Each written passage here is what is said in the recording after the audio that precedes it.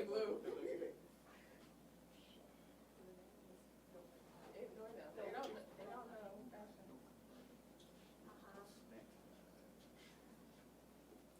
This was something I could, but Oh, get out of well, a thank plane you. That was without a big. parachute.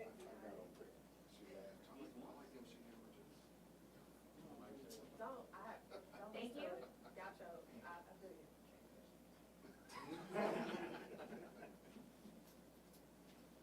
If we were anywhere else, I would do the dance, but I'll Check, 1, 2, 3. myself. Oh. Corey Brown is a legend in his own right, if nobody else is. Good? I'm gonna go sit down before I failed on I. my job. That's all right. Thank you. You were busy I was thinking about that. fashion critiquing. I was helping her out. Thanks.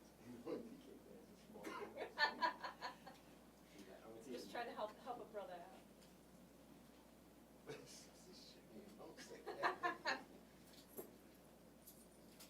He's got used to it.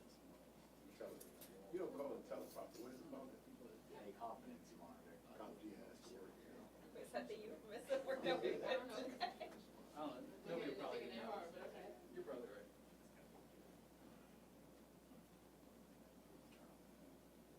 See, how do you get that feature? Please silence your phone. It's silent, and Yeah, I don't know where the rest are. we're good. Well, you need that. You gotta sometimes push it. Sometimes it doesn't work. Gotta try. There you go. Tyler, what did you eat? Nothing. Haven't eaten yet. We have 1 o'clock after this. You were one.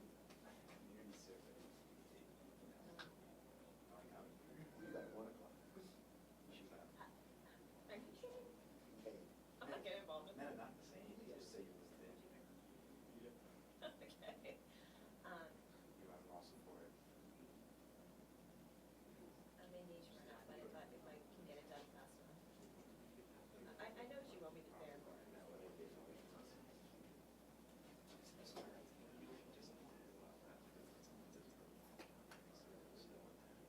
hey, Chief, how you doing? Who's that meeting?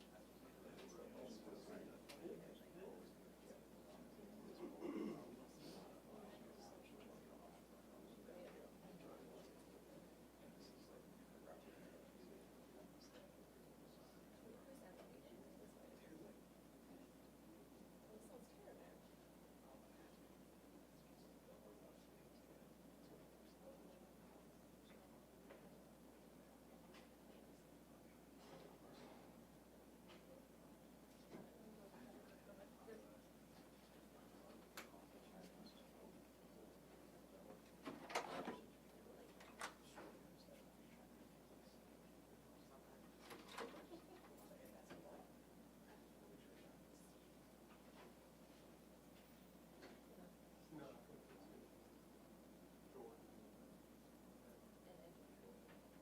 You were invited if you wanted to. I appreciate that. I try to stay off as much as I can, but. That's the problem. I'm trying to get it quick.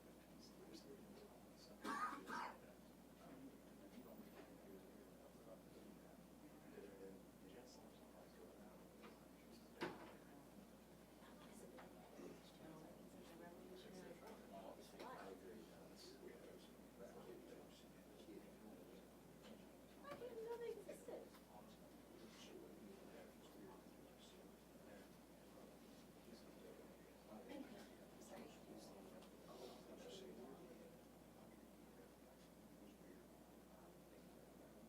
Sorry.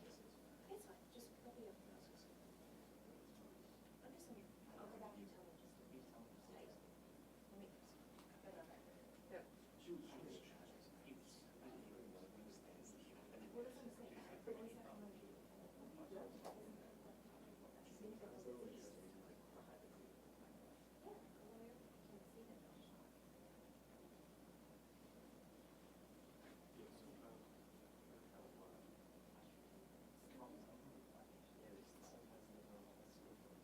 Flight's in yet. They don't like to stay next to each other.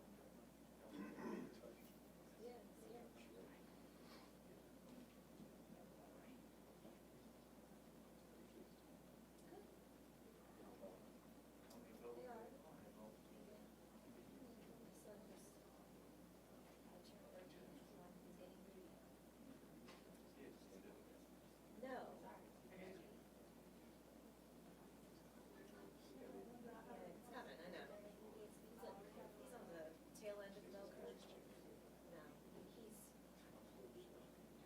late load, I'm sure.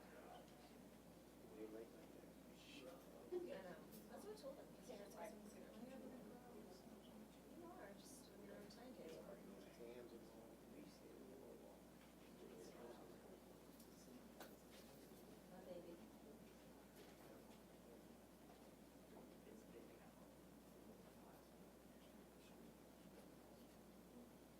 Yeah.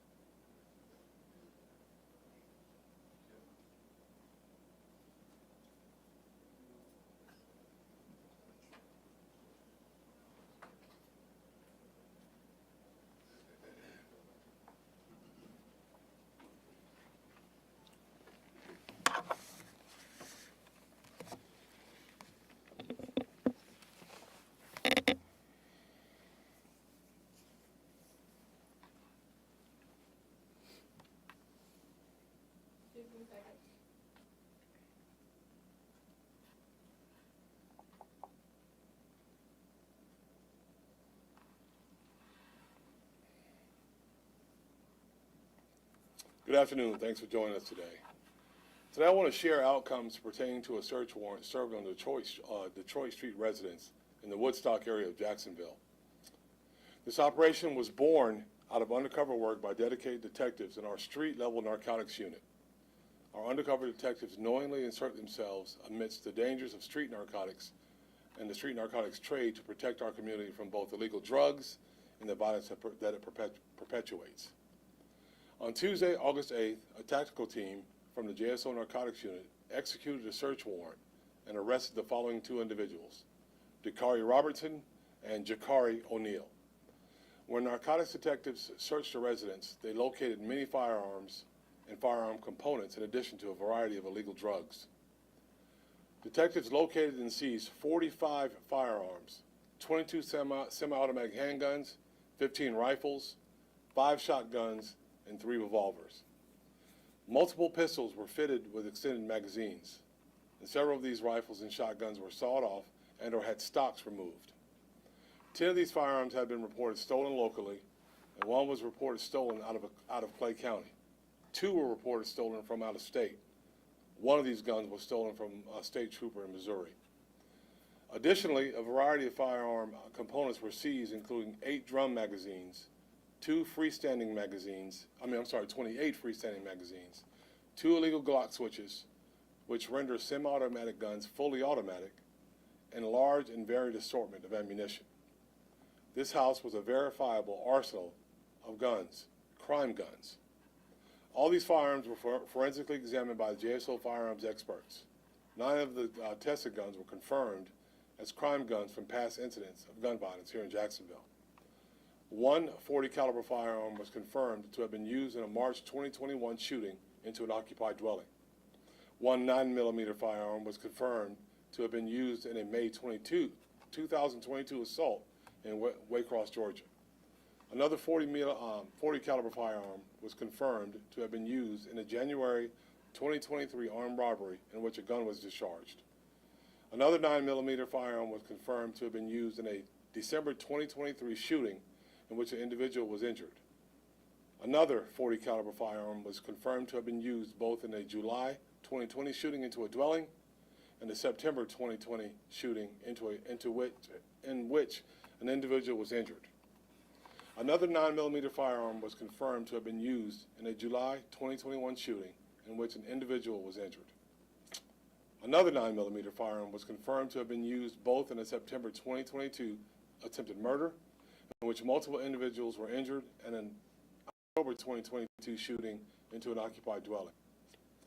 Another .40 caliber firearm was confirmed to have been used in a September 2021 shooting in which an individual was injured.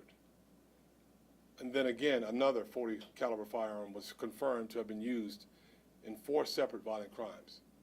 A July 2019 armed robbery in which a gun was discharged, an August 2019 shooting in which an individual was injured, another August 2019 shooting in which another individual was injured, and a September 2021 attempted murder in which multiple individuals were shot.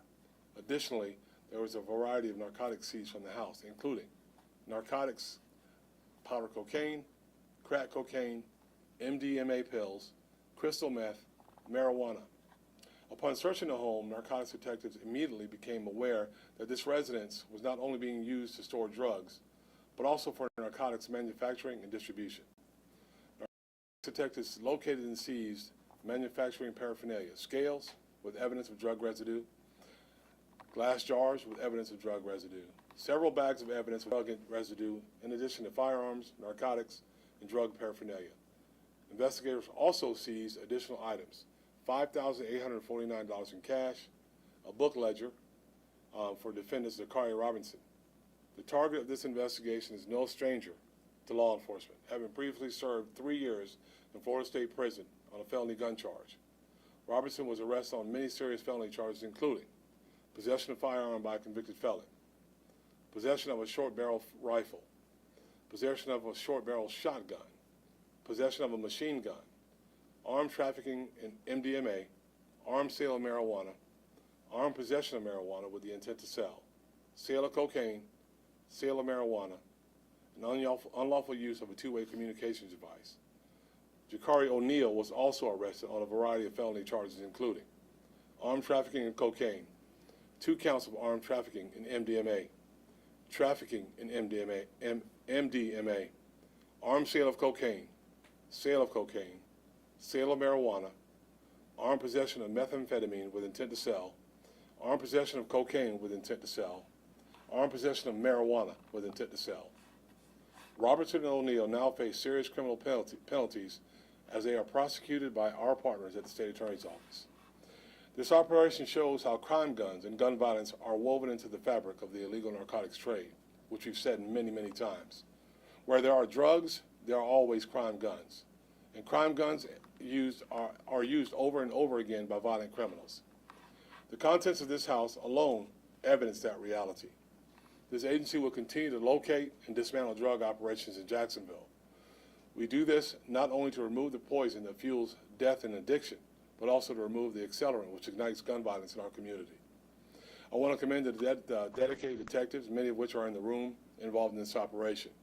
These investigators have successfully removed 45 crime guns from our community. Those are 45 guns that cannot be used to kill or injure Jacksonville citizens in the future. We will never be able to quantify the violence that was prevented by removing these crime guns from our streets and the drugs. But unquestionably, gun violence has been prevented and precious lives have been saved by their seizure. Also, I would like to thank the hardworking forensic examiners at JSO Crime Gun Intelligence Unit. Because of our gun lab and the National Integrated Ballistics Information Network, we can connect incidents of gun violence and gain critical intelligence that helps us both identify perpetrators of violence and solve crimes. As there are pending criminal cases, I cannot provide additional details about this investigation or the evidence against these defendants, but you see a lot of it standing before you. However, I will be happy to answer any questions that I'm able to at this time. Sheriff, there seems to be a lot of weapons up here right now. How much safer is Jacksonville because these weapons are off the street? I would say, like I said, it's hard to quantify, right? But these guys are drug dealers, and these guns are often used to hurt other people. You heard 9 of them were used. So at a minimum, I say we saved a lot of lives. I say we saved a lot of injury to other people. The number, I can't tell you, but I can say it's a big dent. Any idea of how many more operations like this throughout Jacksonville there might be? I can't tell you how many there are that are going, but there's a lot. I mean, we have a very strong, dedicated group of detectives. The leader standing beside me to my right and to my left. So they're very focused on this issue, and we're going to continue to focus on it because it's a big issue. Thank you, Chair. Thank you. Any other arrests expected from the season you've done? Not as it stands, but stand by. You never know what could come. These investigations don't always just stop. Sometimes they go for long periods of time, and there could be something that pops up. So, not that we know of right now, but the possibility is there. Thank you, Sheriff. Thank you.